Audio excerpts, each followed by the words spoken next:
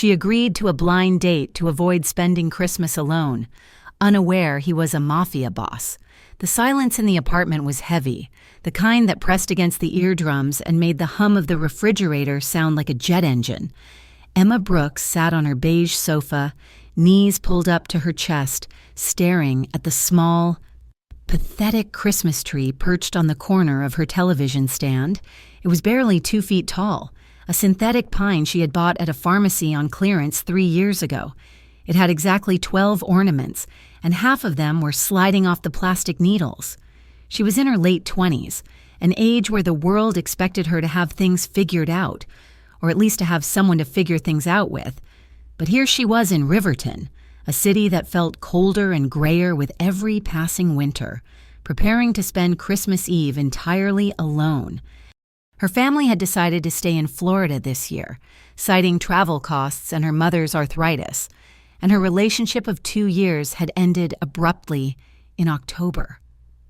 The breakup had left her with a lease she could barely afford and a hollow ache in her chest that felt particularly sharp during the holidays. Outside her window, the city was alive. Snow was beginning to dust the rooftops, and she could hear the faint sound of carols playing from a passing car. Everyone else seemed to be going somewhere. Everyone else had a destination. Emma just had a bottle of cheap wine and a queue of holiday movies she had already seen a dozen times. She dreaded the next 24 hours. She dreaded the silence. She dreaded the inevitable pity in her mother's voice when they spoke on the phone tomorrow morning. The vibration of her phone on the coffee table made her jump. It was a text from Lily. "Don't you dare go home yet. We're still at the punch bowl." Emma sighed, rubbing her temples. The office holiday party was still raging downstairs in the lobby of the design firm where she worked as a senior graphic designer. She had slipped away 20 minutes ago, pleading a headache. But Lily, her extroverted and relentlessly optimistic coworker, was not easily deterred. Emma grabbed her coat and bag, intending to leave the building, but Lily intercepted her near the elevators. Lily was wearing a sweater that sparkled with enough sequins to blind a pilot, and her cheeks were flushed with festive cheer. "You were trying to escape," Lily accused, pointing a manicured finger at Emma. "I have a headache," Emma lied, clutching her purse strap tighter, "and a lot of wrapping to do." "You have nothing to wrap because you told me you mailed your family's gifts last week," Lily countered, crossing her arms. "Listen, Em, I am not going to let you go home and mope. You've been walking around with a rain cloud over your head for 2 months. You deserve something special." "I am fine," Emma insisted, though her voice lacked conviction. "You are not fine. You are lonely, and lucky for you, I am an excellent problem solver." Lily stepped closer, dropping her voice to a conspiratorial whisper. "I set you up." Emma froze. "You did what?" "A date. Tonight, Christmas Eve." Lily beamed, looking incredibly proud of herself. Emma shook her head violently. "No, absolutely not. Lily, are you insane? Who goes on a blind date on Christmas Eve? That is the most desperate thing I have ever heard." "He's not desperate. He's just busy," Lily said, waving off Emma's protest. "He's a client of a client or something like that. My friend Sarah knows him. She said he is charming, successful, and he specifically asked if she knew anyone who wasn't looking for a chaotic party scene tonight. He wants a quiet dinner. You want to avoid crying into a bowl of popcorn. It is perfect." "I was not going to cry into popcorn," Emma defended, though she felt a flush of embarrassment because that was exactly what she had planned. Lily grabbed Emma's hands. "Please, just one drink. If he is terrible, you can leave, but think about the alternative. Do you really want to go back to that empty apartment right now?" The question hung in the air between them. Emma looked at the elevator doors, imagining the silence waiting for her upstairs. She imagined the long hours stretching until morning, the feeling of being completely invisible while the rest of the world celebrated connection and love. The fear of that isolation was sharper than the awkwardness of meeting a stranger. "Fine," Emma whispered, defeated. "But if he is weird, I am leaving immediately. He will be at Marino's at 7, Lily squealed, hugging her. "Wear the red dress, the one that makes you look like a movie star." 2 hours later, Emma stood outside the heavy oak doors of Marino's, shivering slightly in her coat. She had worn the red dress, a sleek, knee-length velvet number that hugged her curves. Paired with black heels, it felt like too much, or maybe not enough. She had checked her reflection in the rearview mirror 3 times, trying to smooth the anxiety from her expression. Marino's was one of the most upscale restaurants in Riverton, the kind of place where reservations were booked months in advance. She had no idea how Lily's friend had secured a table on Christmas Eve. As she pushed through the doors, the warmth of the restaurant rushed over her, smelling of garlic, roasting herbs, and expensive perfume. The dining room was dimly lit and intimate, decorated with tasteful garlands and soft candlelight. It was packed with couples, beautiful, happy couples holding hands across white tablecloths. Emma felt a spike of self-consciousness. She felt like an imposter, a lonely woman playing dress-up. She stepped toward the host stand, but her attention was drawn to the perimeter of the room. Near the entrance, and positioned near the kitchen doors, stood 2 men. They were not staff. They wore dark, impeccably tailored suits that strained slightly at the shoulders. They were standing perfectly still, hands clasped in front of them, eyes scanning the room with a detached, professional intensity. Emma assumed a local politician or a celebrity must be dining here. Riverton was not exactly Hollywood, but they had their fair share of old money and power. "I am meeting someone," Emma told the hostess, her voice trembling slightly. "His name is Adrian Costa." The hostess's eyebrows shot up, and her posture straightened instantly. "Of course. Mister, Costa's table is ready. Right this way." Emma was led to a secluded booth in the back corner, offering a full view of the room but shielded from prying eyes by high velvet partitions. The table was set for 2, but the booth was empty. Emma sat down, smoothing her dress over her thighs, her heart hammering against her ribs. She was 5 minutes early. She checked her phone. No messages. She took a sip of water, watching the candle flame flicker in its crystal holder. The 2 men in suits by the door had not moved. One of them caught her eye and nodded once, sharply, before looking away. A shiver that had nothing to do with the cold went down her spine. "Sorry I am late." The voice was deep, smooth and resonant, like a cello bow drawn across the lower strings. Emma looked up and lost her breath for a second. The man standing at the edge of the booth was striking. He was tall, likely over 6 feet, with broad shoulders that filled out his charcoal overcoat. His hair was dark, styled back from a face that seemed carved from something harder than flesh.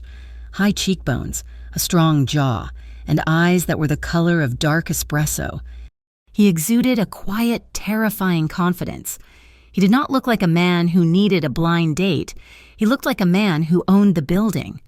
"I am not late," Emma managed to say, standing up halfway before realizing she should probably stay seated, creating an awkward half-crouch. I was early." "You are right on time." He smiled, and the severity of his face transformed. It was a slow, genuine smile that reached his eyes. Crinkling the corners, he motioned for her to sit, waiting until she was settled before sliding into the booth opposite her. "I am Adrian," he said, extending a hand across the table. His grip was warm and firm, his skin slightly rougher than she expected for someone so polished. "Emma," she replied, realizing her hand was cold and trembling. "It is a pleasure to meet you." "Emma," he signaled the waiter with a barely perceptible lift of his chin. "And might I say, you look stunning. That color suits you perfectly." "Thank you," she murmured, feeling the heat rise to her cheeks. "I felt a bit overdressed.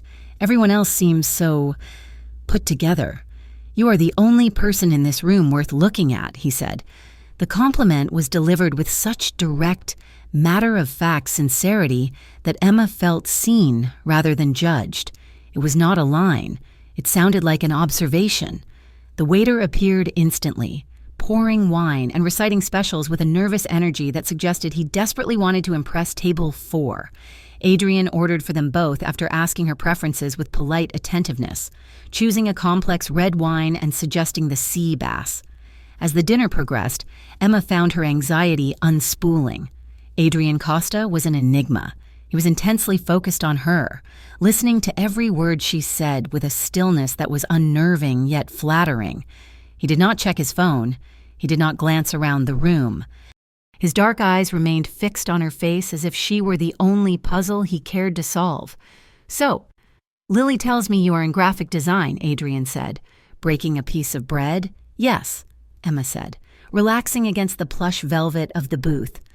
"I work for a firm downtown, mostly branding and corporate identity. It sounds boring, but I love the psychology of it, trying to make people feel something just by looking at a shape or a color. It does not sound boring," Adrian corrected softly. "It sounds powerful. Controlling perception is an art. What about you?" Emma asked, feeling brave enough to probe. Lily was vague. She said, "You own businesses?" Adrian took a sip of his wine, his gaze momentarily dropping to the glass.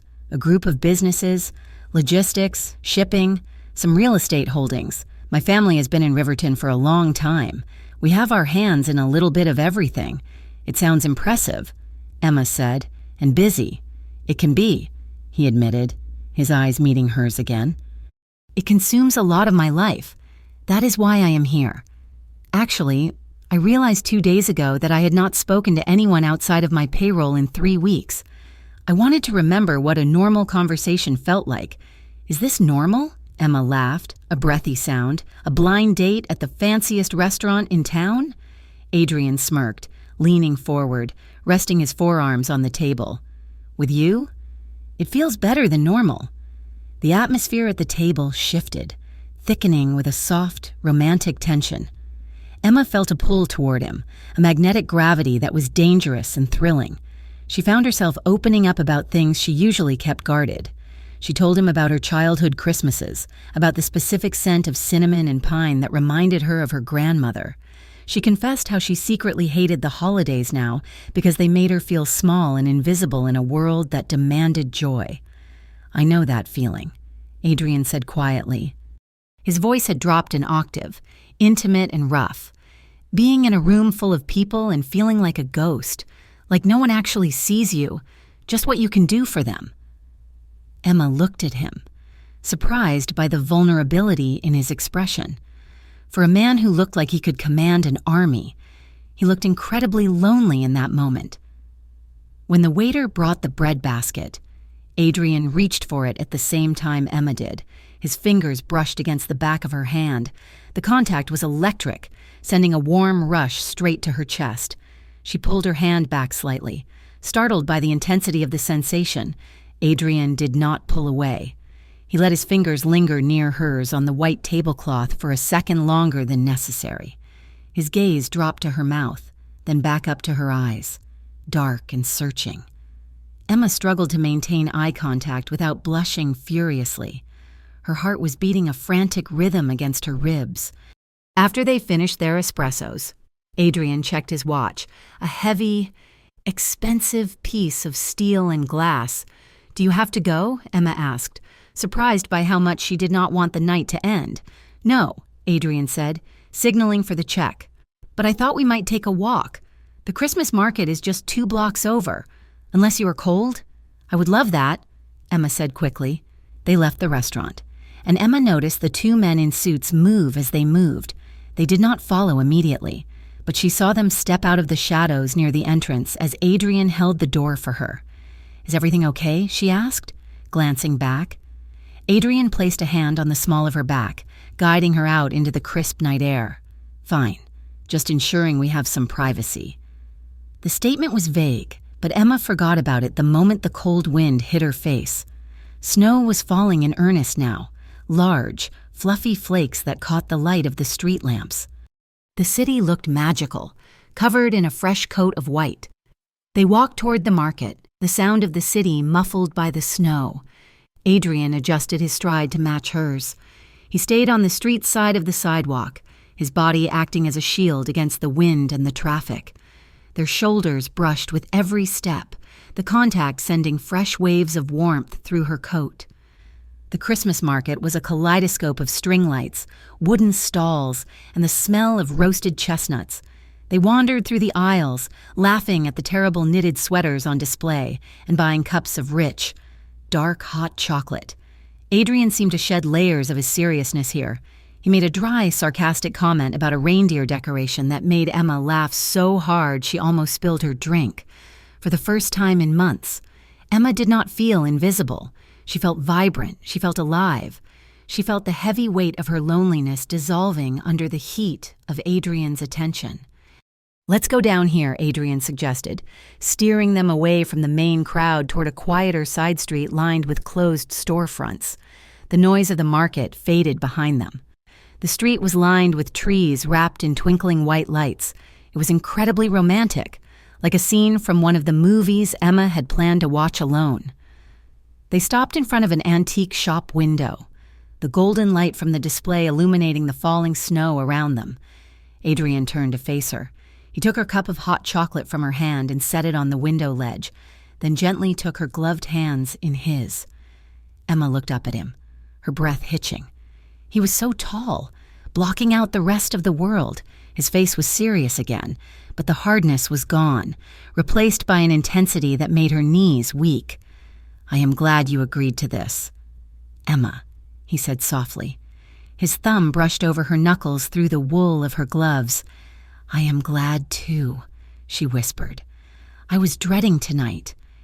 "You should never dread Christmas," he murmured. He took a step closer. There was barely an inch of space between them now.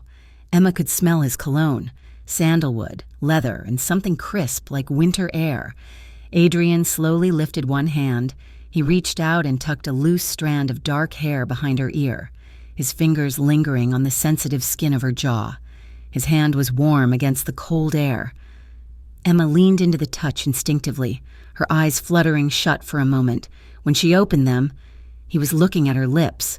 The desire in his gaze was naked and potent. He hesitated, his hand sliding down to cup her cheek, his thumb tracing the line of her cheekbone. The moment stretched, charged with a silence that screamed of anticipation. Emma stopped breathing. She wanted him to kiss her. She wanted it more than she had wanted anything in a long time. He began to lean in, his head tilting, his eyelids lowering. Crash. The sound shattered the night like a physical blow. It came from the alleyway just 10 feet to their left, the sound of glass breaking violently and a guttural shout of anger. "Get back!" someone screamed from the darkness. Adrian's demeanor shifted instantly. The tenderness evaporated, replaced by a terrifying sharpness. His eyes snapped open, hard and alert, his jaw clenched so tight a muscle feathered in his cheek. He did not look fearful. He looked lethal. In the blink of an eye, he stepped in front of Emma, placing his body between her and the alley. One of the men from the restaurant appeared seemingly out of thin air. He stepped out of the shadows of the storefront, moving with a speed that was unnatural. He was speaking into a small microphone tucked into his collar. "Boss, we need to move. Now." The man's voice was low, urgent, and devoid of panic. Adrian nodded once, sharp and commanding. He turned to Emma. His hand, which had been caressing her cheek moments ago, now gripped her arm firmly. It wasn't painful, but it was authoritative. He placed his other hand flat against the small of her back, pushing her forward. "We are leaving," Adrian said. His voice was no longer the cello. It was steel. "What? What is happening?" Emma stammered, trying to look toward the alley, but Adrian blocked her view completely. "Just a disturbance. Nothing for you to worry about, but we need to get you home." He ushered her down the street, his pace brisk. Emma had to half-jog to keep up with his long strides in her heels. The romantic bubble had popped, replaced by a surge of adrenaline and confusion. She saw a black SUV pull up to the curb seconds later. The second man from the restaurant was driving. Adrian opened the back door for her, checking the street in both directions with that same predatory intensity she had seen earlier. The drive to her apartment was silent. Adrian sat close to her, his body tense, his eyes constantly scanning the mirrors and the windows. He did not explain what had happened. He did not apologize for the abrupt end to the evening. He seemed to be calculating something, his mind miles away. When they pulled up to her building, Emma felt a wash of disappointment mixed with unease. Thank you for dinner," she said, her hand on the door handle. Adrian blinked, as if remembering she was there. His expression softened, the mask of the businessman, or whatever he was, slipping back into place. "Emma." He turned to her, his gaze intense. "I apologize for the interruption. Riverton can be unpredictable at night. It's okay. She lied." He got out and walked her to the front door of her building. The snow was falling harder now, covering the sidewalk in a pristine blanket. At the door, he stopped. He did not lean in for a kiss this time. The moment had passed, stolen by the noise in the alley, but he looked at her with a lingering, heavy regret. "Get inside, safe," he said. "Lock your door." "Okay," she whispered. He stepped forward and wrapped his arms around her.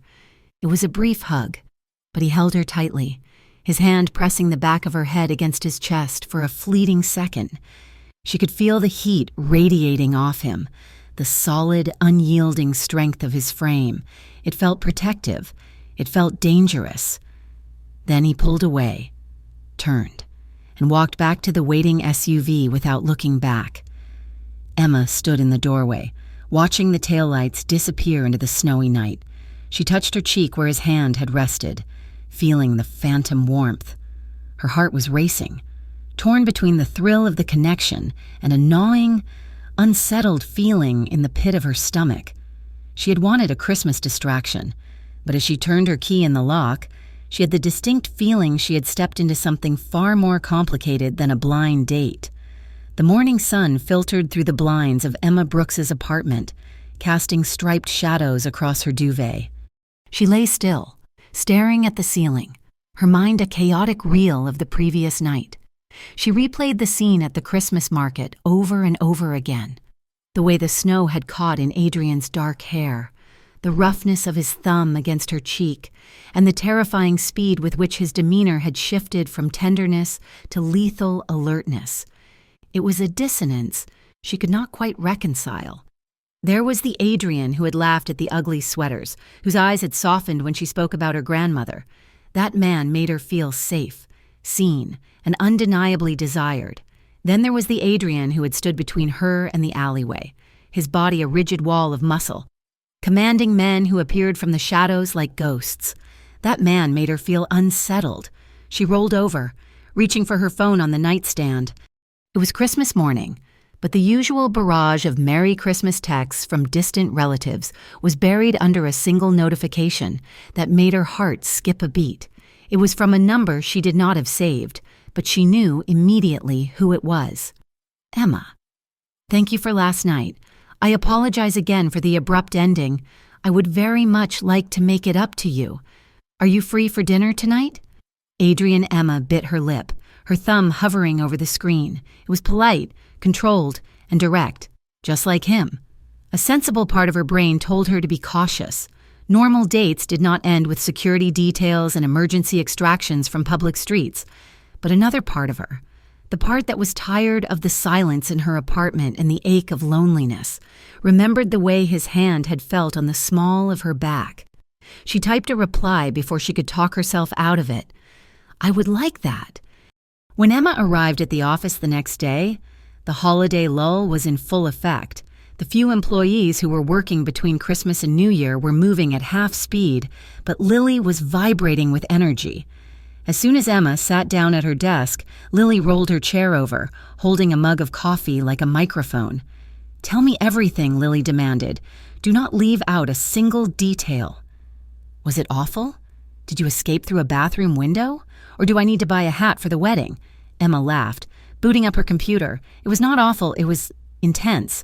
Intense is good," Lily said, her eyes widening. "Intense is very good.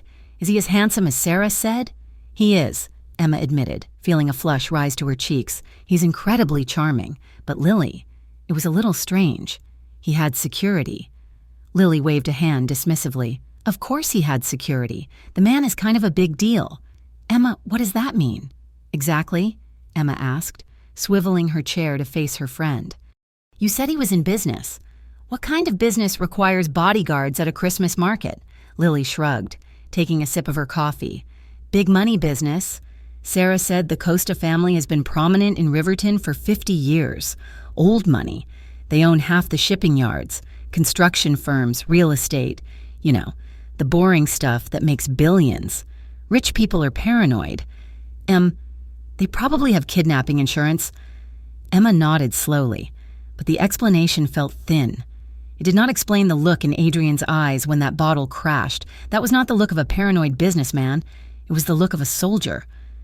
When Lily drifted back to her desk, Emma opened a new browser tab. She hesitated for a moment, the cursor blinking in the search bar, before typing Adrian Costa Riverton. The first few results were polished and pristine. There were articles from the local business journal profiling the Costa Group and their recent investments in downtown revitalization. There were photos of Adrian at charity galas, looking tuxedo-clad and untouchable, shaking hands with the mayor. There was a piece about his foundation donating a new wing to the children's hospital. It all looked legitimate. It all looked perfect. Emma scrolled down to the bottom of the second page. The links here were different. They were forum discussions and archived threads from local news blogs. The headlines were less flattering. Union boss disappearance linked to Costa Syndicate? Riverton's Shadow Kings, the Costa family history. Who really runs the docks?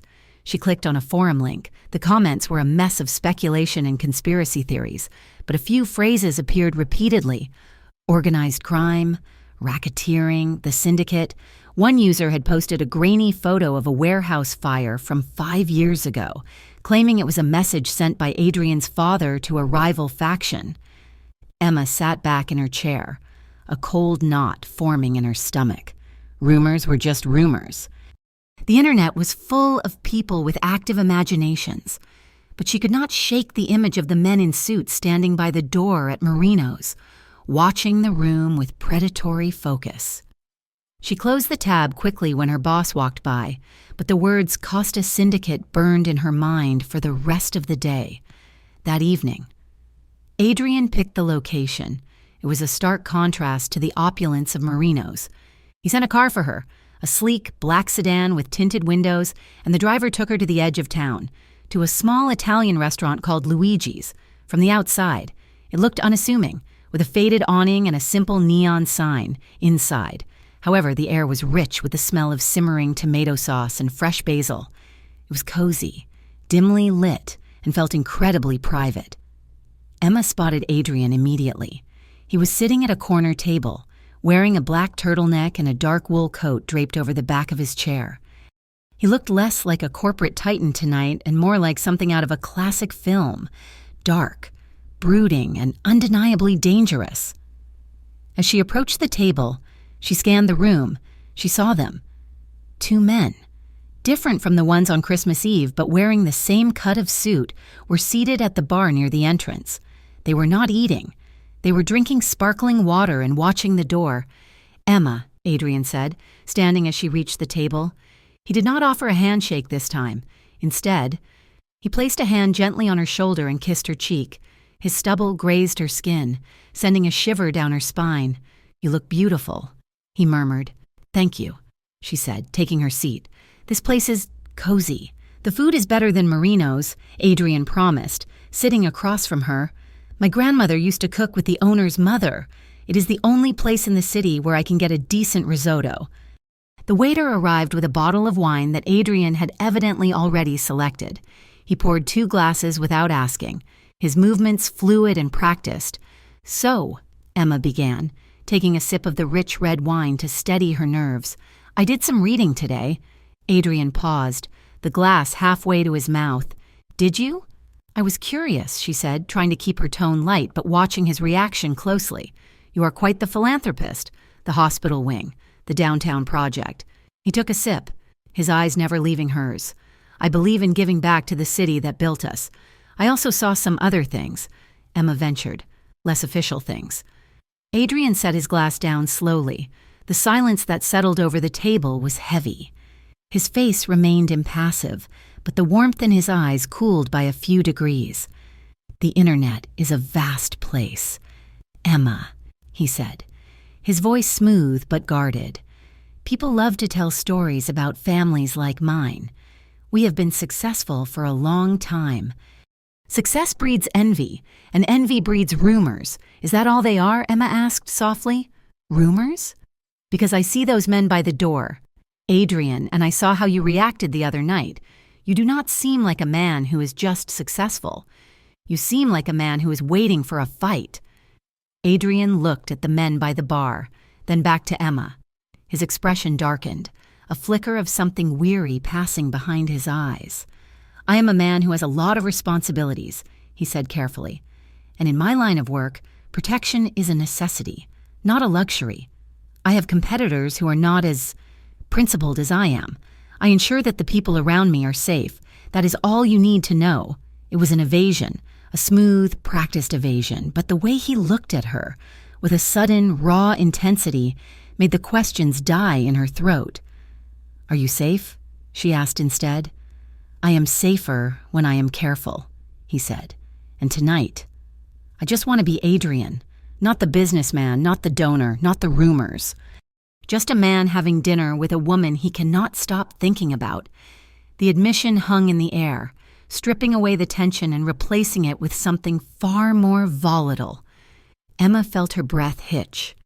The danger was still there, lurking in the periphery, but the pull toward him was overwhelming. They ate, and the conversation shifted. Adrian asked about her art, about the specific projects she was passionate about.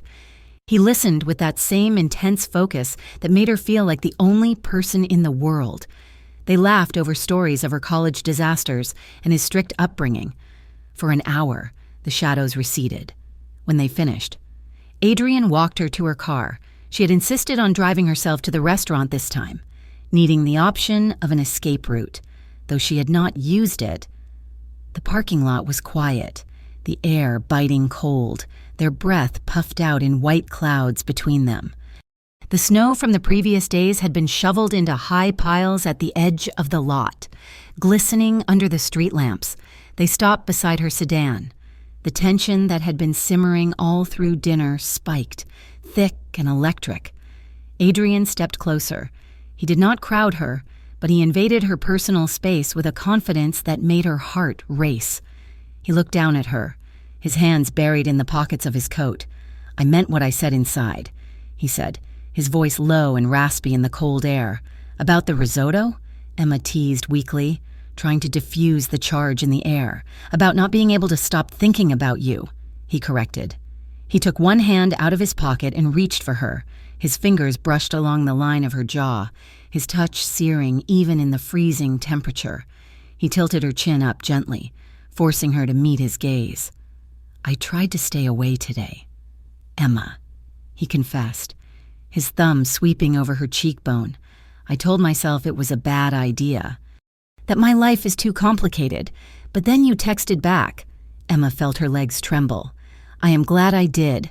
Adrian lowered his head slowly, giving her every opportunity to pull away. When she didn't, when she rose slightly on her toes to meet him, he closed the distance. His lips met hers, slow and deliberate. It was not a tentative first kiss. It was a claim. It was firm and warm, tasting of red wine and espresso. Emma gasped softly against his mouth, and he used the opportunity to deepen the kiss, his other hand coming out of his pocket to rest warmly at her waist. He drew her closer, pulling her body against his until there was no space left between them. Emma's hands found the front of his wool coat, clutching the lapels to anchor herself.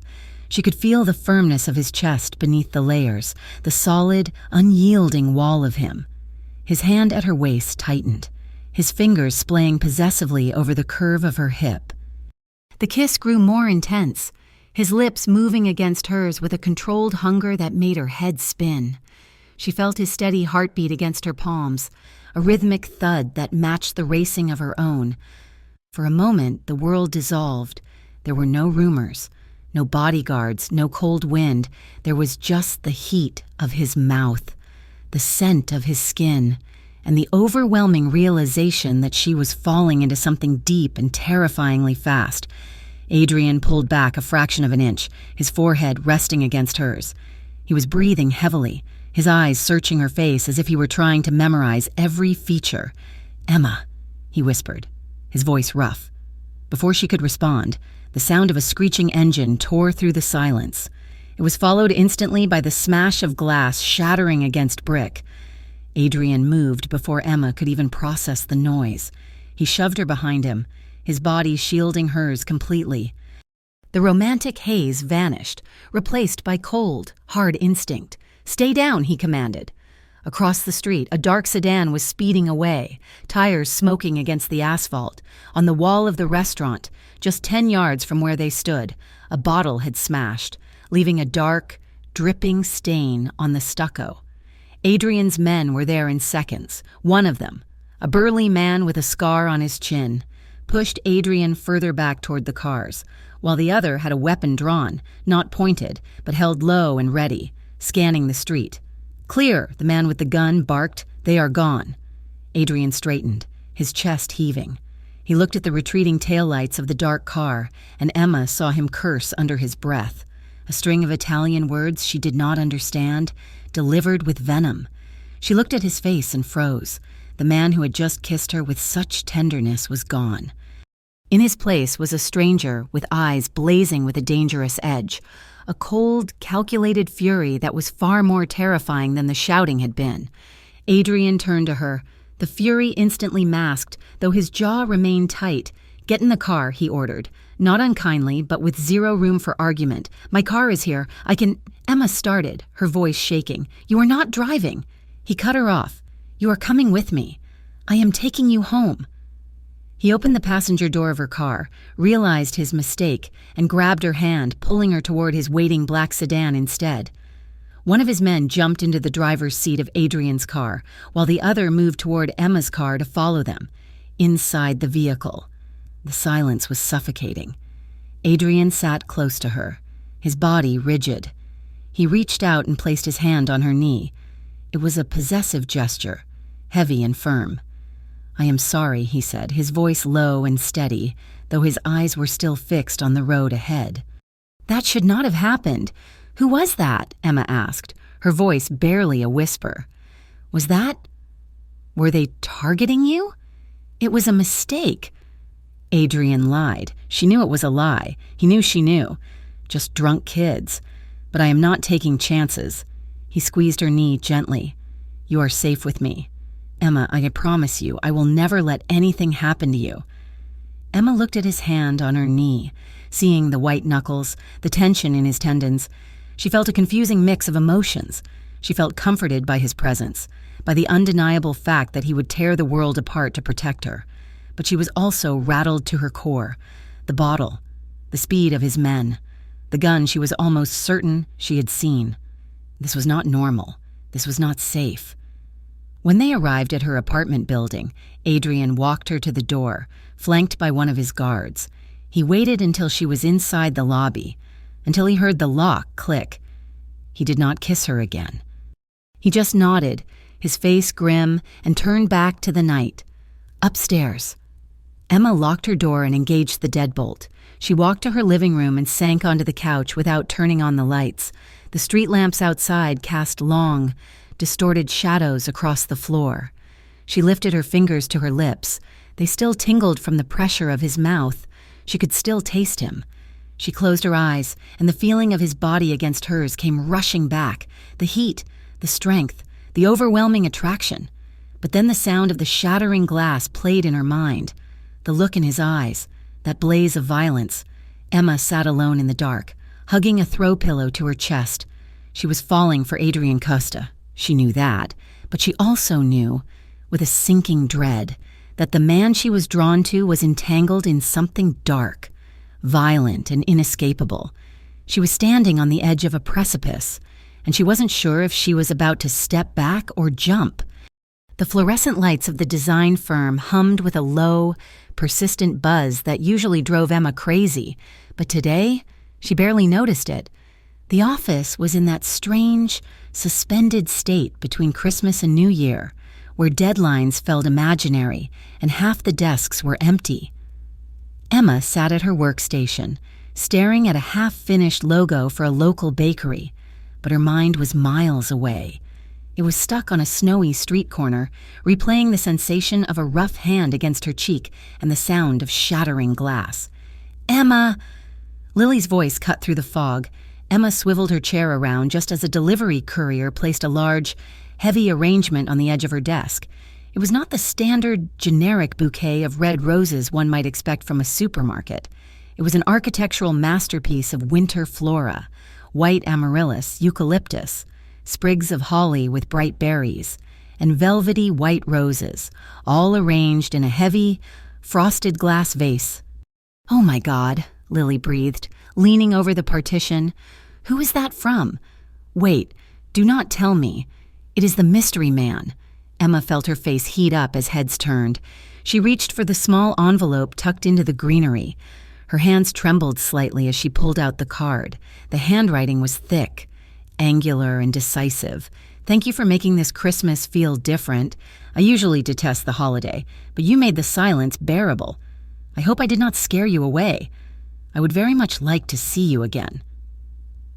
There was a postscript scribbled at the bottom, the ink slightly lighter, as if he had hesitated before adding it. "You make me feel calm. I have not felt that in a long time." Emma read the line 3 times. "You make me feel calm." It was such a simple admission, yet coming from a man who seemed to carry a storm inside him. It felt heavy. It felt intimate. Lily was practically vibrating. "Read it." "What does it say? It just says thank you." Emma lied, tucking the card quickly into her purse. Lily raised an eyebrow. "That is a $500 arrangement. Emma, that does not say, thanks for the date. That says, I am obsessed with you." Emma turned back to her screen, trying to ignore the scent of fresh pine and eucalyptus wafting from the flowers. She wanted to be thrilled. Part of her was thrilled. But beneath the flutter of excitement, the cold knot of anxiety remained. That evening, the anxiety tightened into nausea. Emma was curled up on her sofa, a mug of tea cooling in her hands, watching the local 10 o'clock news. She usually used the noise as background company, but a breaking news banner caught her attention. "Arson suspected in waterfront warehouse blaze." The screen cut to shaky footage of a massive structure engulfed in flames against the night sky. Fire trucks surrounded the perimeter, their sirens wailing.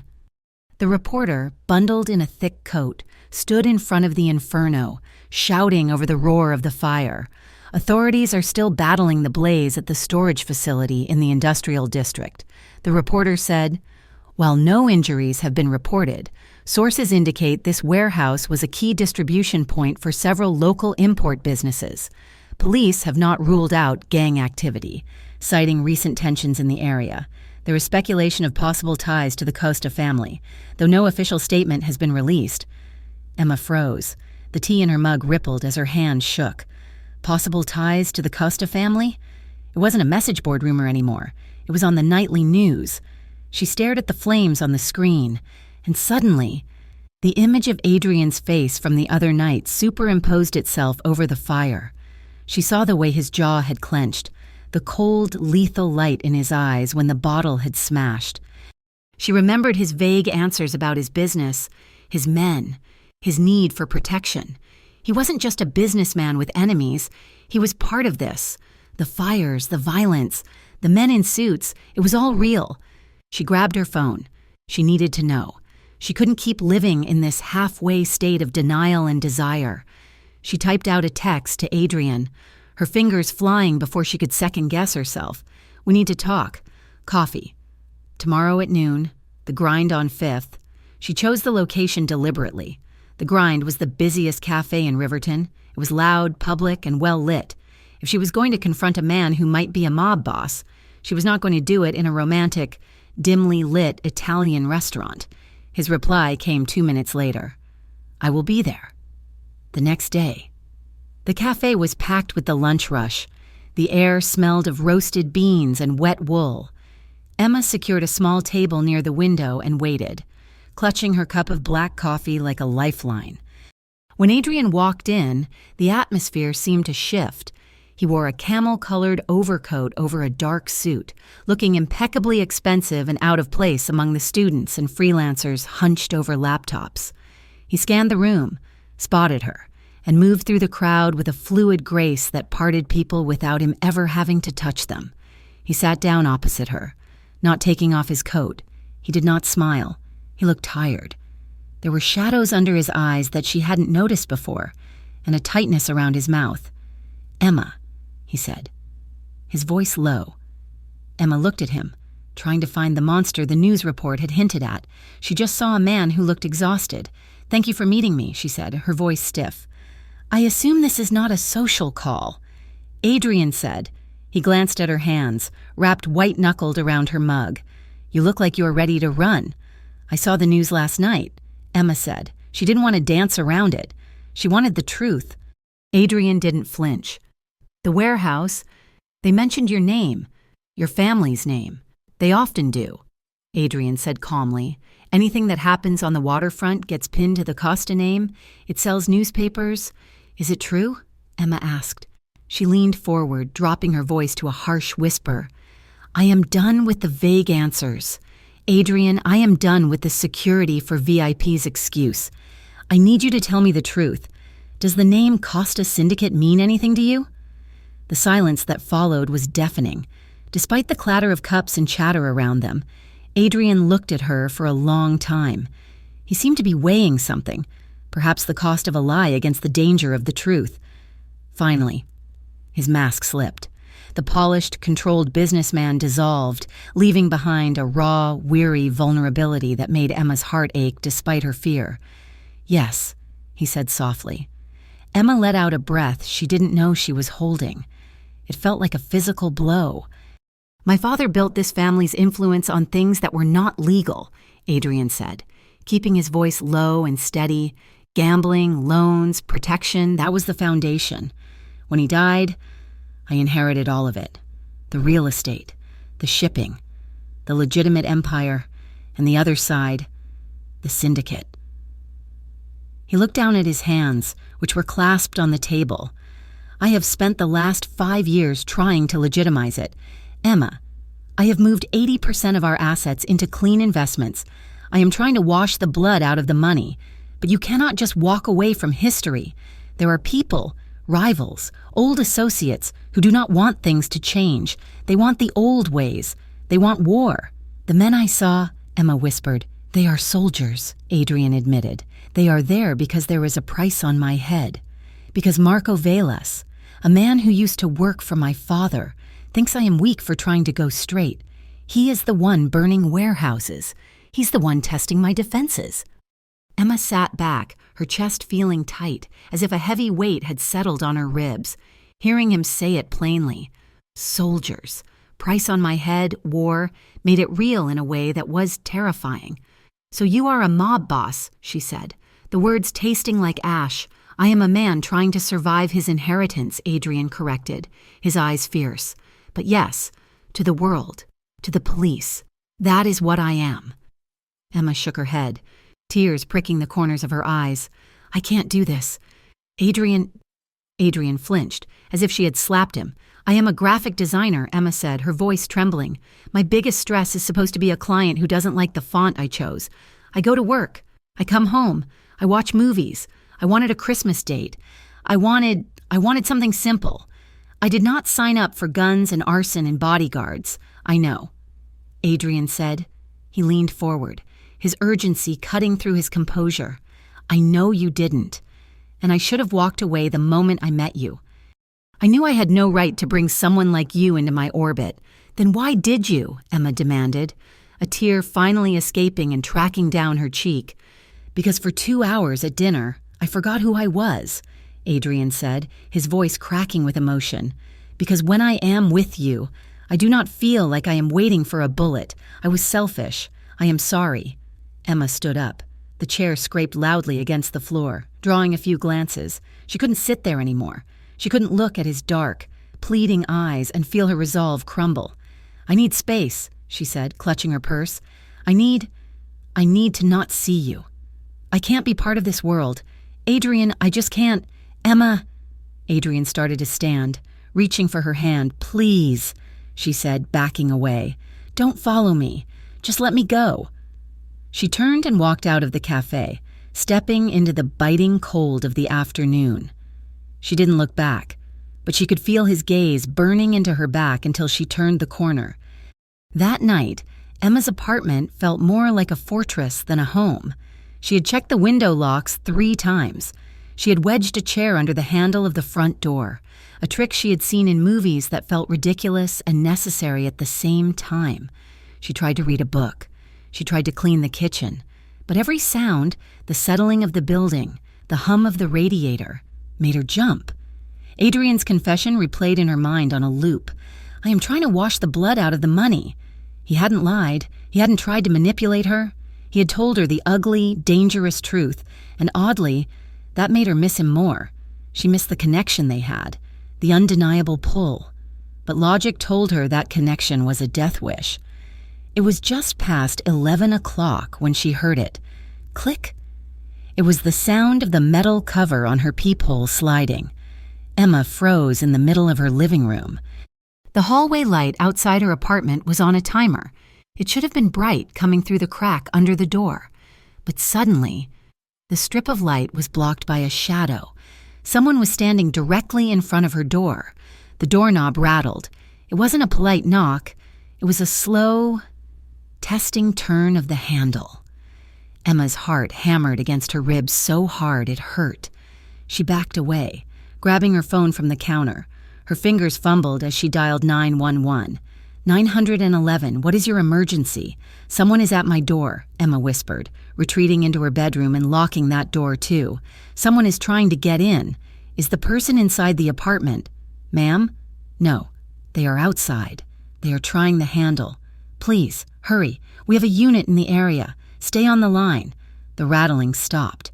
For 2 agonizing minutes, there was silence. Emma held her breath, listening.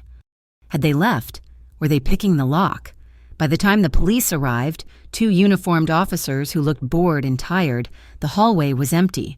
There is nobody here, ma'am, the older officer said, shining his flashlight down the stairwell. Probably just a drunk neighbor at the wrong floor. It happens a lot during the holidays. No, Emma insisted, wrapping her cardigan tighter around herself. It wasn't a mistake. They covered the peephole. The officer shrugged.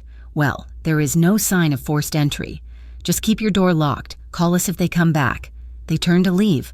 As the officer stepped away from the doormat, his boot kicked something. What is this? He muttered.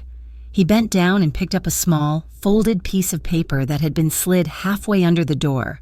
He handed it to Emma. Looks like a love note, he joked dryly. Emma took the paper. Her hands were shaking so badly she could barely unfold it. Inside, scrawled in black marker, were 4 words. Stay away from Costa. The police took a report, but their attitude changed little. It was just a note. No threat of violence, no specific name signed. They called it harassment and told her to file a report at the station in the morning. When they left, Emma stood alone in her apartment, the piece of paper sitting on her kitchen counter like a radioactive object. She was terrified. She was exposed. The lock on her door felt like cardboard. She didn't think, she just reacted. She scrolled to Adrian's name in her contacts and hit call. He picked up on the first ring. Emma? Someone was here. She sobbed, the fear finally breaking through her shock. They left a note. They know where I live. Adrian, I am coming. The line went dead. 12 minutes later, there was a pounding on her door. It was rhythmic and urgent. Emma, open the door. It is me. Emma scrambled to move the chair she had wedged back under the handle and unlocked the deadbolt. Adrian burst into the room. He was still wearing the suit from the coffee shop, but his tie was gone and his collar was unbuttoned. 2 of his men, the same ones from the restaurant, stood in the hallway, weapons clearly visible under their jackets, scanning the stairwell. Adrian kicked the door shut behind him and immediately grabbed Emma by the shoulders. His eyes were wild, scanning her face, her arms, checking for injuries. Did they touch you? Did you see them? He demanded. The calm, controlled businessman was gone. This was pure, unadulterated rage simmering beneath a thin veneer of discipline. No, Emma stammered, shaking. The note. She pointed to the counter. Adrian walked over and picked up the paper.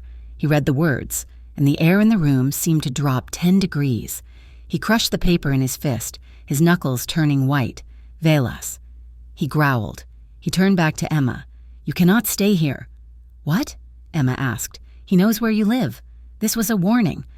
Next time it will not be paper. You are coming with me. Adrian, I can't. You want to argue about lifestyle later? Fine, Adrian snapped, crossing the room and grabbing her coat from the rack. But right now, you are in danger because of me. I am not leaving you here to be a target. Pack a bag. You are staying at my place tonight.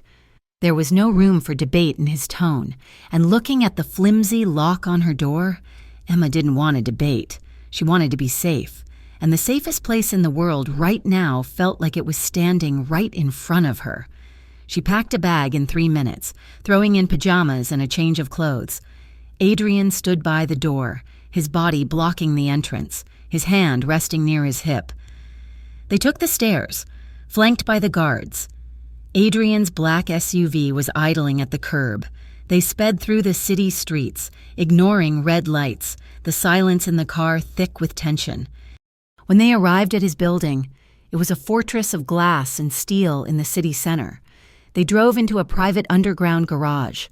Adrian guided her toward a private elevator, scanning the concrete shadows until the doors slid shut, sealing them inside. As the elevator began its smooth ascent to the penthouse, the adrenaline that had been fueling Emma began to curdle into something else.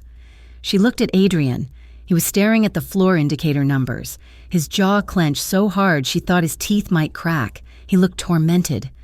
"Adrian," she whispered. He turned to her. His eyes were dark pools of guilt and fury. "I am so sorry, Emma," he rasped. "I swore I would keep you out of this." He looked so broken, so desperate to protect her, that the fear in Emma's chest transmuted instantly into something hot and overwhelming. She didn't see a mob boss. She saw a man who had driven across the city in 10 minutes to stand between her and the dark. She took a step toward him.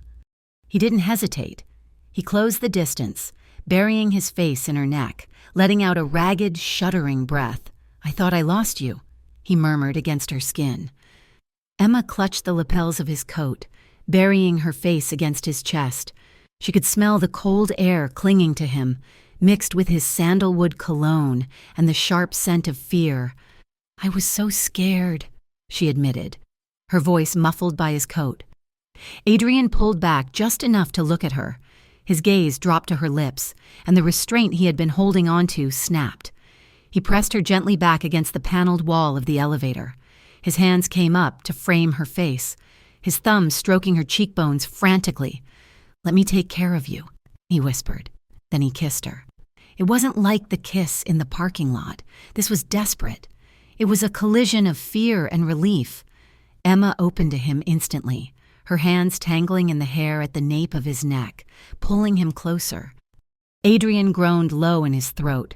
One of his hands slid down to cradle the back of her head, protecting her from the wall, while the other settled firmly at her hip, pulling her body flush against his. He felt solid and immovable, a shield against the world outside.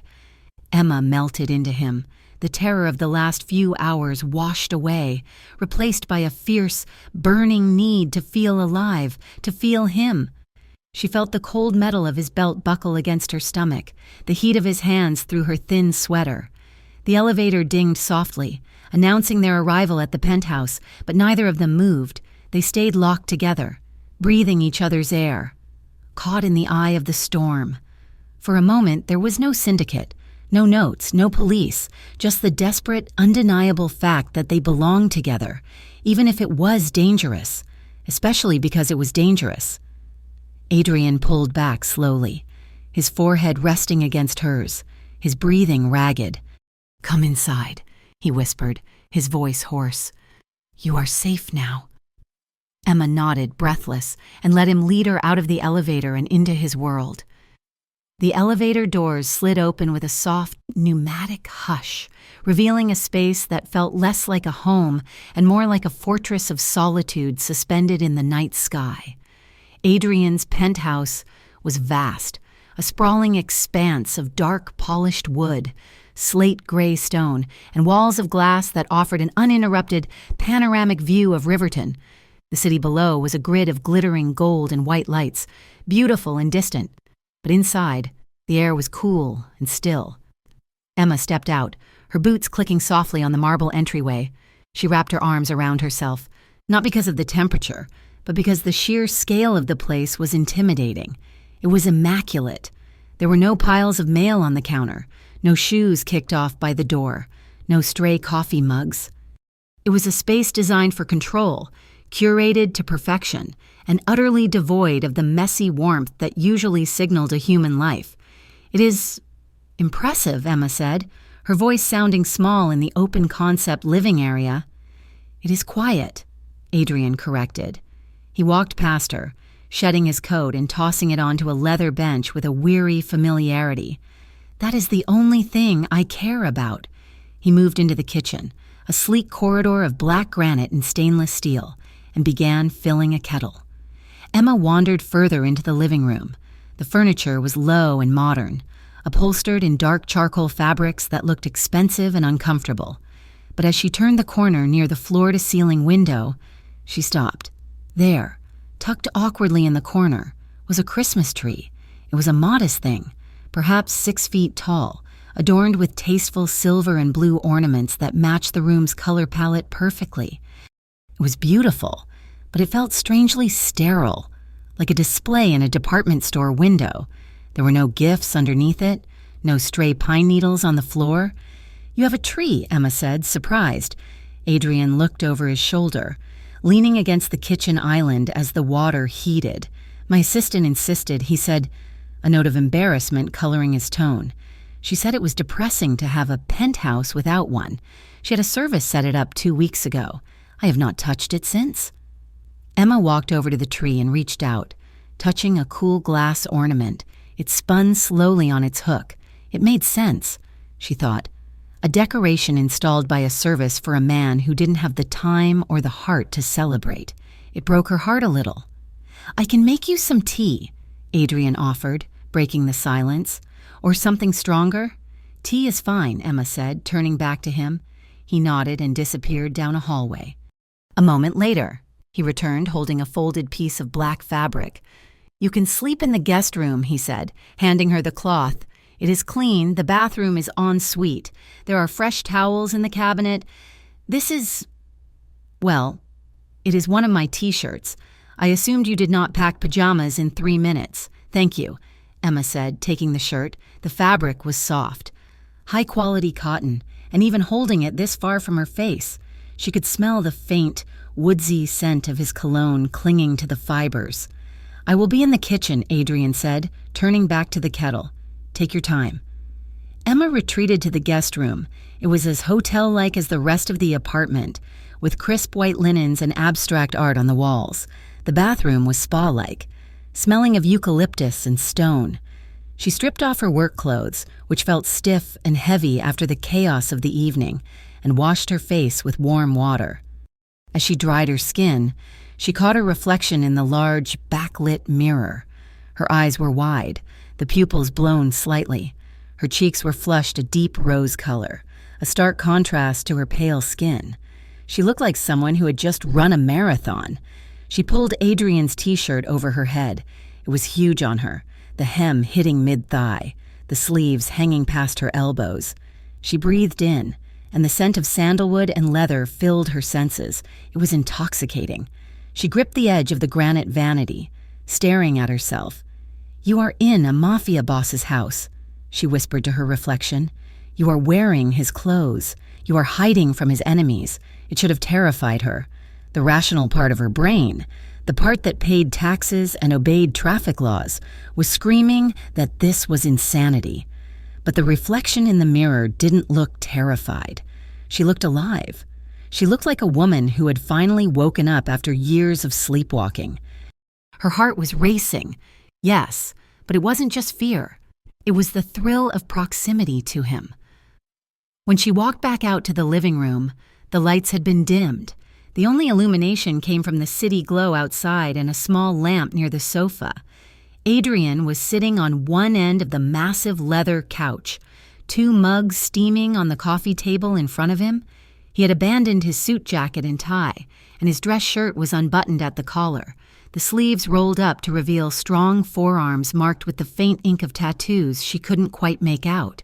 He looked up as she entered, and his gaze stalled. He swept his eyes over her, taking in the way his shirt draped over her frame, her bare legs, her damp hair. For a second, his expression was unguarded, pure, hungry appreciation. Then he blinked, and the mask of the gentleman slid back into place. "Come sit," he said, gesturing to the space beside him. "The tea is chamomile. It should help you sleep."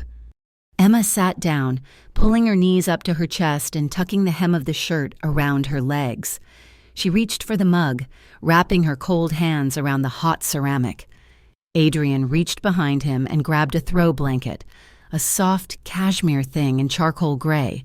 He draped it over her legs, his movements careful and respectful. When he sat back, he was close enough that his thigh brushed against her knee through the blanket. He didn't pull away. He rested his arm along the back of the sofa behind her, not touching her, but creating a protective enclosure. They sat in silence for a long time, watching the lights of Riverton twinkle below like a sea of fallen stars. "Is this what it is always like?" Emma asked softly, her voice barely rising above the hum of the refrigerator in the distance, the quiet, the isolation. "Most of the time," Adrian admitted. His voice was deep, rumbling in his chest, a vibration she could feel in the cushion beneath them. "It must be lonely," she said. "It is necessary," he countered. He took a sip of his tea, his eyes fixed on the horizon. "My father was a man who loved noise. He loved holding court. He filled our house with people, captains, politicians, business partners. There was always laughter, always music, always shouting, but the noise was a distraction. It was how he missed the knives coming for his back." Emma turned her head to look at him. His profile was sharp and severe in the half-light. "I was 16 when he was shot," Adrian said. He said it matter-of-factly, as if recounting a weather report. "It happened in our driveway. I was in the car with him. I saw what that noise, what that chaotic life actually cost when I took over. I promised myself I would never be that careless. I built this place to be a fortress. I cut the circle down to only the men I could trust with my life." He turned to look at her, his dark eyes filled with a haunting mixture of resolve and regret. "I inherited a kingdom of ashes, Emma." The syndicate was rotting from the inside. Violent, reckless, outdated. I have spent every day of the last 10 years trying to turn it into something else, something legitimate. I invested in construction, in tech, in shipping logistics. I tried to push the violence out, but the violence pushed back, Emma whispered, thinking of the warehouse fire. "Yes." Adrian sighed, running a hand through his hair. "Old enemies like Velas. They look at me and they see a traitor. They see someone who thinks he is better than the street. They want the old days back. They want the blood. And they will burn down half the city to get it." Emma listened, her heart aching. She'd seen the news reports, the rumors of the monster. But sitting here, thighs touching in the dark, she didn't see a monster. She saw a boy who had been forced to grow up in a war zone and was now a man desperately trying to keep the war from consuming everything he touched. He wasn't evil. He was haunted. Without thinking, Emma reached out. She placed her hand over his where it rested on his knee. His skin was warm. Her thumb brushed over his knuckles, tracing the rough, scarred skin there. Adrian went perfectly still. He looked down at their joined hands, then up at her face. His expression softened, the hard lines around his mouth relaxing into something that looked painfully like hope. "You are not your father," Emma said firmly. "You are trying to change things. That matters. It matters," Adrian said hoarsely. "But it is dangerous. And I never wanted you to see this part of my life. I wanted to be the man at the restaurant, the man who could just buy you dinner and make you laugh. You were that man," Emma said. "You are still that man. You are just complicated." Adrian let out a short, dry laugh. Complicated is a polite word for it. He turned his hand over, interlacing his fingers with hers. His grip was strong, swallowing her smaller hand. He squeezed it, as if testing to make sure she was real, that she wasn't a hallucination brought on by exhaustion and loneliness. Emma shifted. The movement was subtle, just a slight adjustment of her hips, but it brought her closer to him. Her knee pressed firmly against his thigh now. Adrian responded instantly. The arm that had been resting on the back of the sofa dropped to her shoulders. He slid his hand down her arm, his fingers trailing heat through the fabric of the t-shirt before settling firmly on her upper arm. He pulled her gently into his side. Emma went willingly. She let her head fall against his shoulder, inhaling the scent of him. She felt the tension leave his body, felt him exhale a long, shuddering breath as if he had been holding it for years. She turned her face up to his. He was watching her, his eyes dark and dilated. The longing in his gaze was so raw it took her breath away.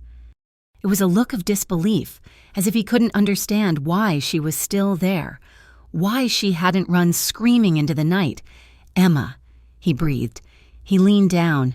This time, there was no hesitation, but there was no rush either.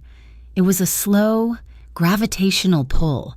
Their lips met. It was different from the kiss in the parking lot and the desperate collision in the elevator.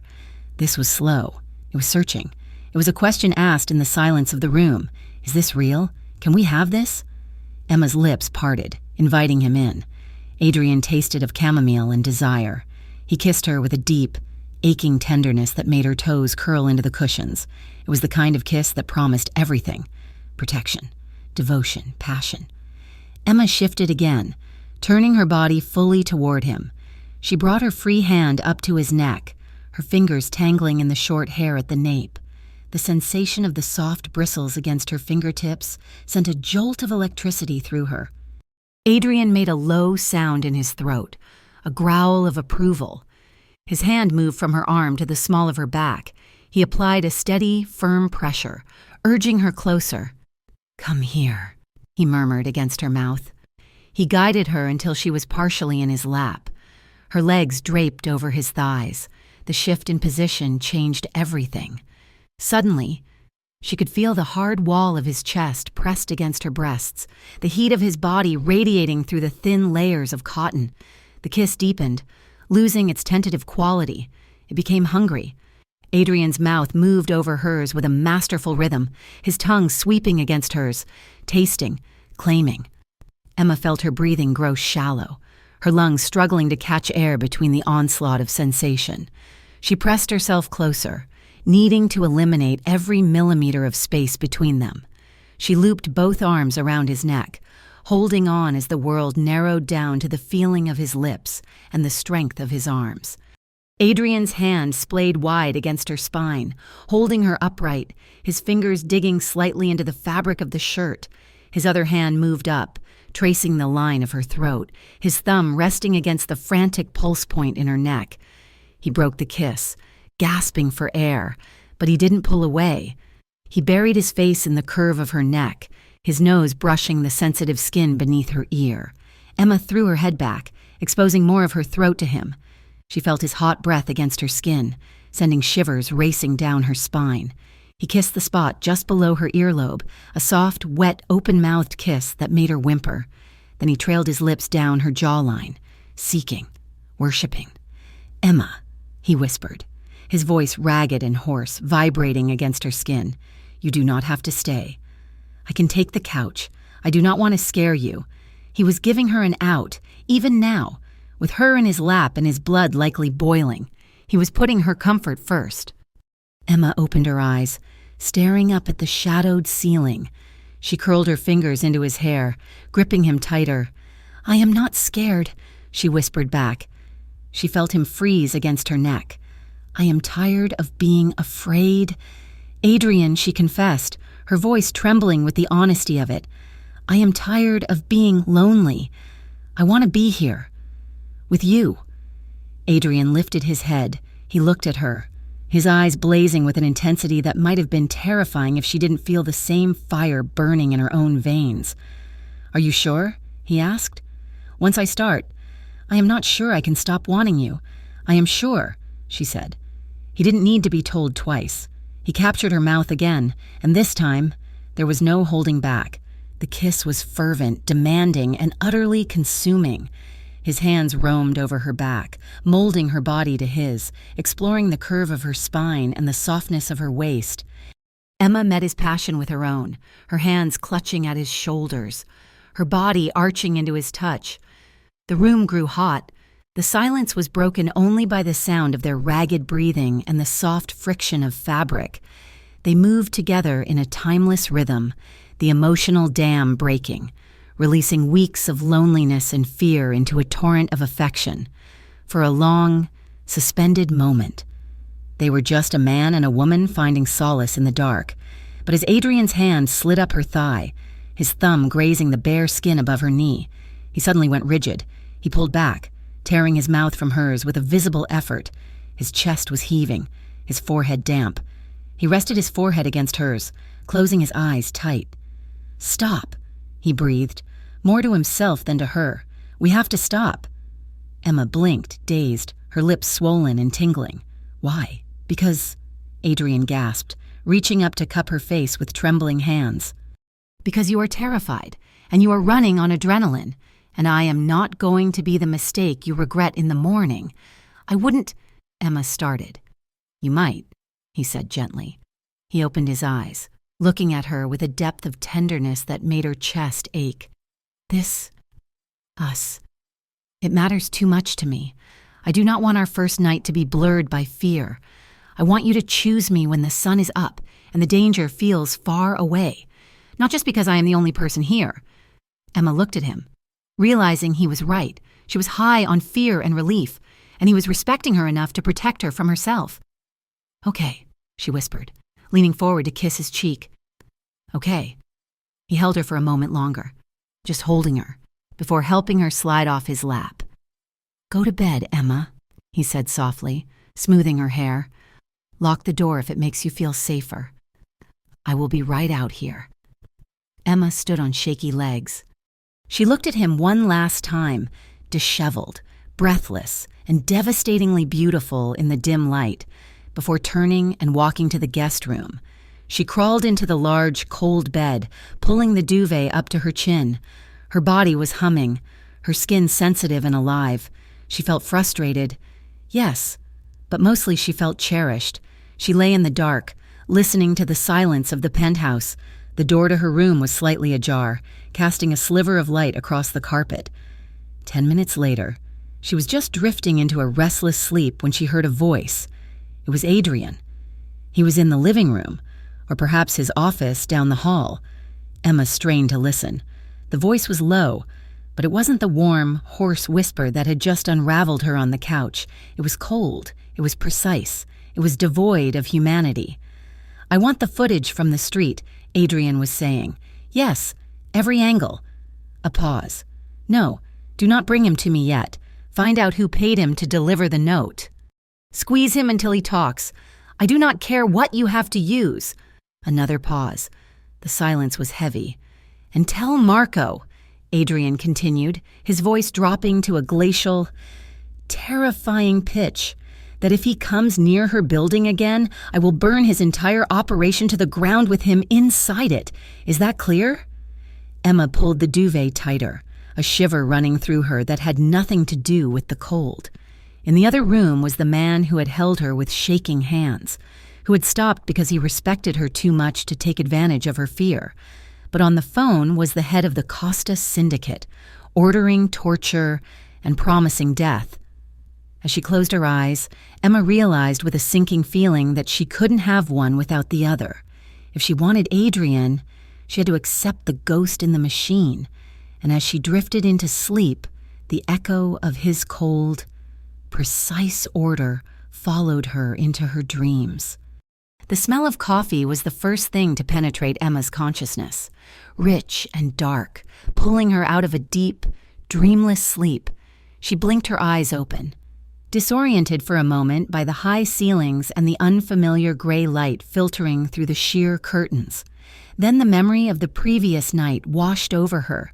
The elevator, the desperate kiss, the feeling of Adrian's hand tangled in her hair. She sat up, pulling the duvet tighter around her. She was still wearing his t-shirt. The scent of sandalwood had faded slightly, replaced by the warmth of her own skin, but the fabric still felt like a claim. She padded barefoot out of the guest room and down the hallway. The penthouse was bathed in the pale, flat light of a winter morning. The city below looked peaceful from this height, a silent grid of snow-dusted rooftops. She found Adrian in the kitchen. He was standing by the stove, his back to her. He had abandoned the suit entirely. He was wearing dark sweatpants and a simple black t-shirt that fit him like a second skin. As he moved to flip something in a pan, the fabric stretched across his back, and Emma saw the ink at dark, intricate lines curled around his biceps and disappeared under the sleeves, tattoos she had only felt the texture of in the dark. Adrian turned as she entered, sensing her presence. His hair was messy, falling over his forehead in a way that made him look younger, less like the imposing figure from the news reports. "Good morning," he said. His voice was rough with sleep, a low rumble that vibrated in Emma's chest. "Good morning," she replied, feeling a sudden, aching shyness. "I hope you are hungry," he said, gesturing to the stove with a spatula. "I am attempting pancakes, my mother's recipe, though I suspect she left out a crucial ingredient when she taught me, specifically so I would never be as good as her." Emma walked closer, peering into the pan. The pancake was a jagged, uneven shape that looked more like a map of a small country than a breakfast food. It was burnt on the edges and raw in the middle.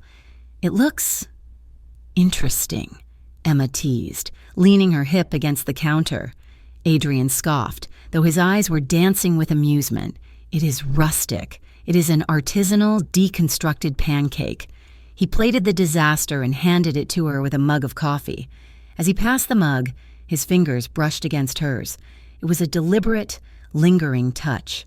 The heat of his skin sent a jolt through her that had nothing to do with the caffeine. They ate at the kitchen island, sitting on high stools. For 20 minutes, the heavy reality of the night before seemed to evaporate. They were just two people sharing a morning. Adrian told a story about trying to make breakfast for his sisters once and setting off the fire alarm, which summoned the entire security detail. "You really are bad at this," Emma laughed, flicking a pinch of flour that had settled on the counter at him. Adrian dodged the flour, smirking. "I have other talents. Domestic goddess is not on my resume." His smirk softened into a genuine smile, one that reached his eyes and crinkled the corners. In the daylight, without the armor of his suit and the weight of his command, he looked breathtakingly human. He looked like a man who could be happy. Emma watched him, her heart squeezing. She wanted this. She wanted the burnt pancakes and the messy hair and the way he looked at her like she was the only sunrise worth seeing. But the illusion was fragile, and it shattered the moment the elevator dinged. Adrian's smile vanished instantly. His posture straightened, the easy domesticity replaced by a rigid alertness. He set his mug down with a sharp clink. A man stepped out of the elevator. It was not one of the guards from the night before. This man was older, with graying temples and a face that looked like it had been carved out of granite. He held a tablet in his hand and looked apologetic, but urgent.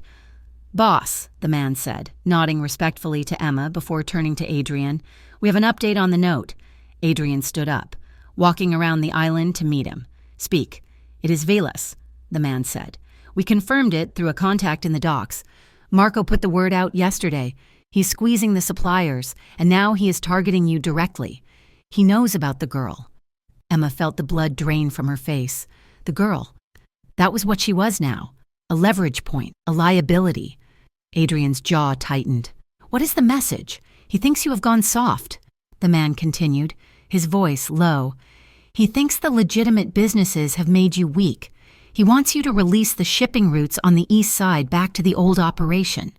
Using her is his way of forcing your hand." Adrian was silent for a long moment. He didn't look at Emma. He looked at the floor, his hands balling into fists at his sides. "Double the detail at the warehouse," Adrian ordered, his voice cold and precise. "And tell the team to prep the safe house in Vermont." "Wait," Emma said. She stood up, her legs feeling unsteady. "The safe house?" she asked. Adrian turned to her. His face was closed off again, the vulnerability of the morning locked away behind a wall of steel. "You cannot go back to your apartment, Emma. It is not safe. Velas knows where you live. He knows who you are. Until I deal with this, you need to be somewhere he cannot find you. I will send 2 men with you to a property we have upstate. It is secure. Emma stared at him. He was discussing her life like she was a package that needed to be put in storage. I have a job. Adrian, she said, her voice rising. I have a life. I cannot just disappear to Vermont because you have a rival who wants shipping routes. It is not a request, Adrian said sharply. It is a necessity. I am not your property, Emma snapped. The older man looked uncomfortable and took a step back toward the elevator, sensing the volatility in the room. Adrian walked toward her, stopping just a foot away. You are not property. You are the target. Do you understand that? Marco Velas does not send notes because he wants to be pen pals. He hurts people. He kills people. I'm trying to keep you alive. I never asked for this, Emma shouted, tears of frustration springing to her eyes. I never asked to be part of a war. I agreed to a blind date. Adrian, I didn't sign up to be a pawn in a mafia power struggle. I know, Adrian roared back, the control finally snapping. He raked a hand through his hair, pacing away from her and then spinning back. Do you think I wanted this? Do you think I want to see you looking at me like I am a monster? I tried to walk away. Emma, I tried to build something clean, but you cannot just wash off history. I have people relying on me. Families, loyalties, if I just hand over the routes, Velas expands, more drugs, more violence, more death. It is not as simple as just quitting. Emma looked at him, seeing the trap he was in. He was a king trying to abdicate a throne that was chained to his ankles. You are playing both sides, she said, her voice shaking. You say you want a better life, but you are still ordering men around. You are still fighting wars. You are dragging me into the darkness with you. I'm trying to shield you from it, Adrian pleaded. Reaching for her hand, Emma pulled back. You can't shield me and hold on to that life at the same time. She looked around the penthouse, the beautiful, cold, immaculate prison. I can't stay here, she said quietly. I can't be a prisoner in a safe house. I need to be myself. If you leave this building, I cannot guarantee your safety, Adrian said, his voice dropping to a terrifyingly quiet whisper. Then that is a risk I have to take, Emma said. Because staying here, letting you hide me, that kills me in a different way. She turned and walked toward the guest room to change back into her clothes. Adrian didn't follow her. When she came out, bag in hand, he was standing by the window, staring out at the city, his back rigid. I am going home, she said to his back. I will have my men drive you, he said without turning around, and they will sit outside your building. Do not try to send them away. Emma didn't argue. She walked to the elevator, her heart breaking with every step. She wanted to run to him. She wanted to press her face against his back and beg him to just be the man who made bad pancakes. But she knew that man was only half of who he was. The ride back to her apartment was silent. The guards dropped her off and parked their black SUV directly across the street, a constant, looming reminder of her reality. Emma spent the rest of the day in a haze of misery. Her apartment felt small and vulnerable. She jumped at every creak of the floorboards. She ignored her phone, which buzzed incessantly with messages from Adrian. Please just tell me you're inside. I am sorry. Let me send someone to bring you back. She didn't reply. She sat on her couch as the sun went down, holding the Christmas card he had sent her. You make me feel calm. She traced the handwriting with her finger. She loved him. God help her. She loved him. But love wasn't enough to stop bullets. The next morning, Emma went to work. She needed the routine. She needed to pretend that her biggest problem was a font choice. She took a cab, ignoring the black SUV that trailed her the entire way. It was just after lunch when her phone rang. It was an unknown number. Thinking it might be a client, she answered, Hello? Hello? Emma. The voice was smooth, cultured, and utterly unfamiliar. It wasn't Adrian's rough baritone. It was lighter, with a chilling, mocking edge. Who is this? Emma asked, her grip tightening on the phone. A friend of a friend, the voice said. My name is Marco. Emma stopped breathing. The office around her, the clicking keyboards, the low chatter, seemed to fade into silence. What do you want? She whispered. "I think you know what I want," Marco said pleasantly. "Adrian is being stubborn. He's letting his pride get in the way of business. I hate to see that. It leads to unnecessary unpleasantness." "Leave me alone," Emma said, her voice trembling. "I would love to," Marco replied. "But unfortunately, you are the only person Adrian seems to listen to these days. I know you leave work at 5. Emma, I know you take the side exit. I know your mother lives in Florida.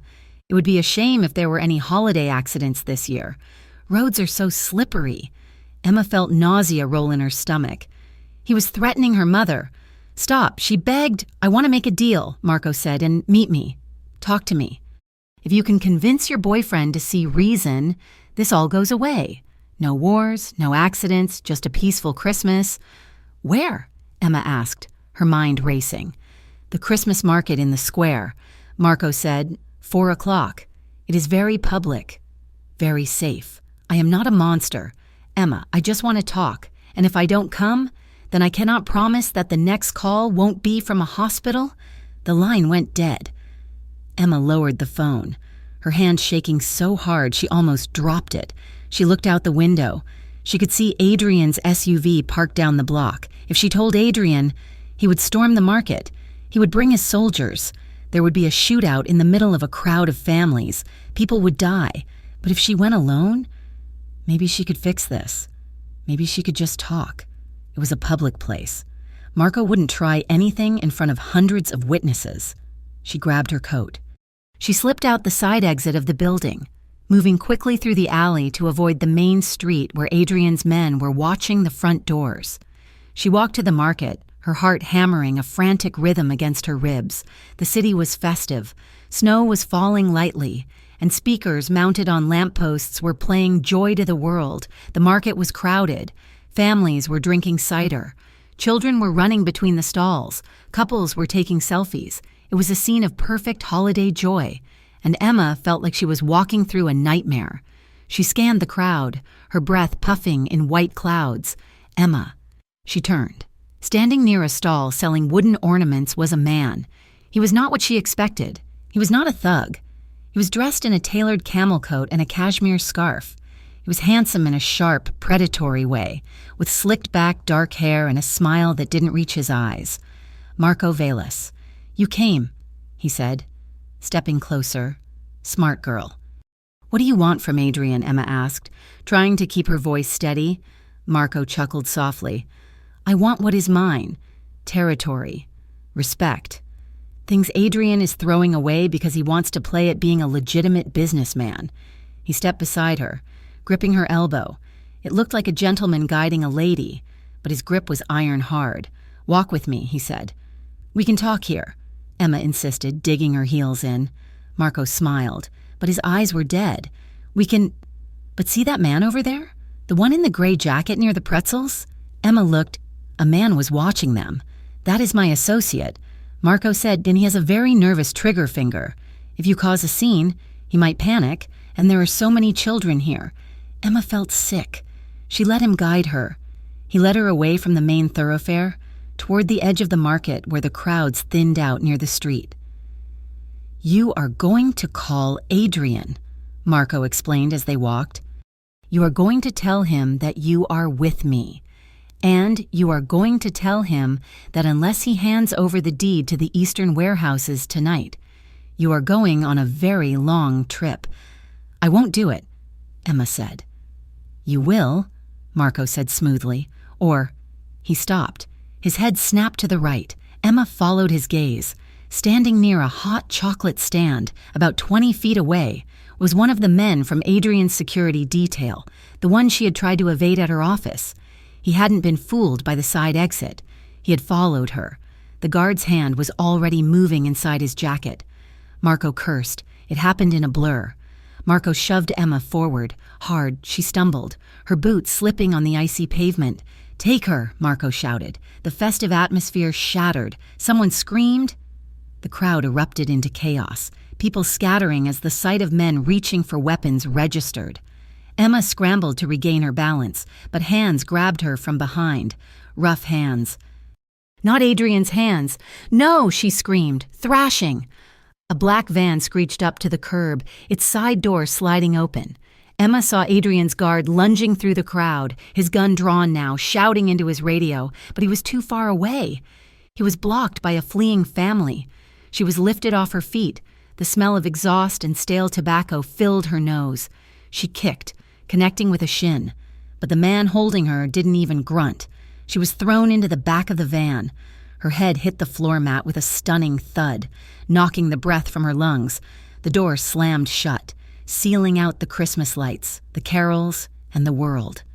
As the van tires squealed against the pavement, throwing her against the metal wall, Emma had one final, terrifying thought as the city blurred away behind her.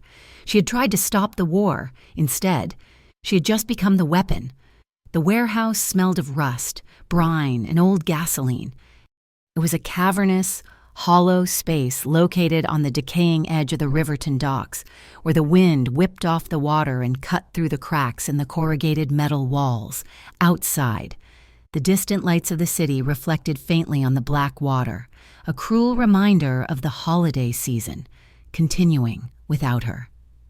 Emma sat in a wooden chair in the center of the vast concrete floor. Her wrists bound tightly behind her with plastic zip ties. The cold was seeping into her bones, numbing her fingers and toes, but the adrenaline coursing through her veins kept her senses sharp. Marco Velas paced in front of her, his camel coat pristine against the grime of the surroundings. He looked bored, checking his watch as if waiting for a train. "He will come. You know," Marco said, stopping to look at her. "Adrian has always been predictable. He confuses sentimentality with honor. It is his fatal flaw." Emma shivered, but she kept her chin high. "He is not weak. Marco." "He's just better than you." Marco laughed, a sharp, barking sound that echoed in the empty space. "Better? He inherited an empire and turned it into a logistics company. He's ashamed of what he is. Tonight, I am going to take everything from him, and you, my dear, are the key. When he sees you here, freezing and terrified, he will sign over every route, every account, just to get you out." Emma looked at him, her fear transmuting into a cold, hard resolve. "You underestimate him," she said quietly, "and you underestimate what love makes people do. He won't just sign, he will fight." Across the city, in the penthouse that had been her sanctuary just 24 hours ago, Adrian Costa was staring at his phone. The color had drained from his face, leaving him looking like a marble statue. The message from his guard had been brief and chaotic. They took her. Black van, heading south. Adrian didn't scream. He didn't throw the phone. He went perfectly, terrifyingly still. The panic that flared in his chest was instantly suffocated by a cold, ruthless determination. "Gear up," he said to the head of his security detail. "Every man, vests, sidearms. We're going to the old shipyard. I know Marco uses the derelict warehouses there." "We go in hot?" the guard asked. "Fast and clean," Adrian ordered, his voice devoid of emotion. "I want minimal casualties, but anyone who stands between me and her goes down." He walked to his desk, unlocking a drawer. He pulled out a heavy handgun and checked the magazine. Then he paused. He looked at the weapon, then at the photo of his father on the wall, the man who had lived by the gun and died by it. Adrian put the gun in his holster. Then he picked up his phone again. He dialed a number he had memorized years ago but never used. Detective Hayes. The voice on the other end was suspicious. "Who is this?" "It is Adrian Costa," he said. There was a pause. "Well, this is a surprise. To what do I owe the pleasure, Mr. Costa? Finally ready to confess? I am," Adrian said, and the silence on the line was profound. "I am sending you a location. Detective, Marco Velas is there. He has kidnapped a civilian, a woman named Emma Brooks. I am going in to get her. If you go in, Costa, it is a crime scene. I will have to arrest you. I know," Adrian said, his voice breaking slightly. "I will give you everything. Hayes, the books, the names, the history, all of it. Just bring your team, and make sure she gets out alive." He hung up, threw on his coat, and walked out the door. At the warehouse, the wait was agonizing. Marco's men, 4 of them, stood in the shadows, smoking and joking in low voices. Marco circled Emma like a shark. taunting her with details of how he would dismantle Adrian's legacy piece by piece. "He's a boy playing king," Marco sneered. "He thinks he can have it all. The power and the clean hands. Tonight, he learns that you have to choose." Emma didn't respond. She was listening. Over the moan of the wind, she heard it, the crunch of gravel, the hum of engines cutting off. Marco heard it too. He signaled to his men, who instantly spread out, taking cover behind crates and pillars. "Showtime," Marco whispered, pulling a silver pistol from his coat. The heavy metal doors of the warehouse groaned. Suddenly, headlights cut through the fog outside, blindingly bright beams shining through the gaps in the metal. "Police!" shouted a voice from the north side. Marco spun around. Police? That was not the plan. But before he could react, the main doors burst open with a crash. Adrian was there. He didn't look like a businessman. He looked like a force of nature. He was flanked by 3 of his own men, moving in a tight, tactical formation. "Adrian!" Emma screamed. Adrian's eyes found her instantly. The relief that washed over his face was so raw, it was painful to watch. But then he saw Marco, standing behind her, the gun pressed into the soft wool of her coat at her shoulder. "Drop it, Marco!" Adrian roared, his own weapon raised but wavering. Marco used Emma as a shield, pressing the barrel harder against her. "You brought the cops. Adrian, that is low, even for you. Let her go!" Adrian begged, his voice cracking. He took a step forward, raising his free hand. "I am here. This is between us.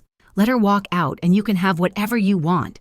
The routes, the money, I will sign it all over right now." Emma watched Adrian's face. He was terrified. The man who controlled millions of dollars, who commanded soldiers, was trembling because he thought he might lose her. "I don't want your money anymore," Marco spat. "I want to watch you bleed." Suddenly, the side windows shattered inward. "Federal agents, drop your weapons." Detective Hayes and her team swarmed the catwalks above. Caught between Adrian in front and the police above, Marco panicked. His eyes darted around, looking for an exit. Adrian saw the hesitation. "Now!" he shouted. Emma didn't need to be told. She threw her weight to the right, jerking her body violently. Marco's finger tightened on the trigger. Bang! The sound was deafening in the enclosed space. Emma felt a searing heat across her upper arm, like a hot poker branding her skin. She cried out, falling to the concrete, chair and all. Adrian didn't wait. He lunged. He cleared the distance in 2 strides, tackling Marco with the force of a freight train. The 2 men hit the ground hard. The gun skittered away across the floor. It wasn't a choreographed fight. It was a desperate, ugly struggle. Adrian punched Marco, a guttural grunt of effort escaping him. Marco clawed at Adrian's face, landing a blow to his lip that split the skin. "Stay down!" Agents were screaming, swarming the floor. Adrian didn't hear them. He had Marco pinned. He raised his fist for another strike, his eyes blazing with a murderous fury. "Costa, don't do it!" Detective Hayes shouted, grabbing Adrian's shoulder. Adrian froze. He looked at his fist, then at Marco's bloodied face. Then he looked at Emma. She was lying on her side, still tied to the chair, clutching her arm. Blood was seeping through her coat. Adrian shoved Marco away. Scrambling off him, he crawled to Emma, his knees scraping against the rough concrete. "Emma," he gasped, his hands hovering over her, afraid to touch her. "Oh God, Emma!" He pulled a knife from his belt and slashed the zip ties on her wrists.